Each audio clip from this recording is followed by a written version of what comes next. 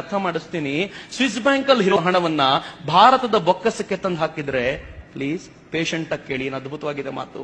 ಭಾರತದ ಬೊಕ್ಕಸಕ್ಕೆ ತಂದು ಹಾಕಿದ್ರೆ ಇನ್ನು 36 ವರ್ಷಗಳ ಕಾಲ ಭಾರತೀಯರು ಯಾರು ಟ್ಯಾಕ್ಸ್ ಕಟ್ಟದೆ ನಾವು ನಮ್ಮ ಬಜೆಟ್ ಅನ್ನ ಮಂಡಿಸಬಹುದು. ಅಷ್ಟು ದುಡ್ಡನ್ನ ಸ್ವಿಸ್ ಬ್ಯಾಂಕ್ ಅಲ್ಲಿ ಭಾರತೀಯರು ಇಟ್ಟಿದ್ದಾರೆ.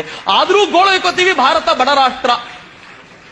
ನಾನು ಹೇಳಿದೆ ಟ್ಯಾಕ್ಸು ಅರ್ಥ ಆಗಲ್ಲ, ಇನ್ನೇನ್ ಮಾಡ್ಬೇಕು? ಅವ್ರು ಹೇಳಿದ್ರು ಇನ್ನೂ ಸಿಂಪಲ್ ಆಗಿ ಹೇಳ್ತೀನಿ, ಸ್ವಿಸ್ ಬ್ಯಾಂಕ್ ಅಲ್ಲಿರೋ ಅಷ್ಟು ಹಣವನ್ನ ಚಿನ್ನವಾಗಿ ಕನ್ವರ್ಟ್ ಮಾಡಿದ್ರೆ ಇನ್ನು ಮುಂದೆ ಈ ದೇಶದ ಹೈವೇಗಳಿಗೆ ಟಾರ್ ಹಾಕೋದು ಬೇಡ, ಚಿನ್ನ ಹಾಕಬಹುದು ಅಂತಂದ್ರು ಅವರು.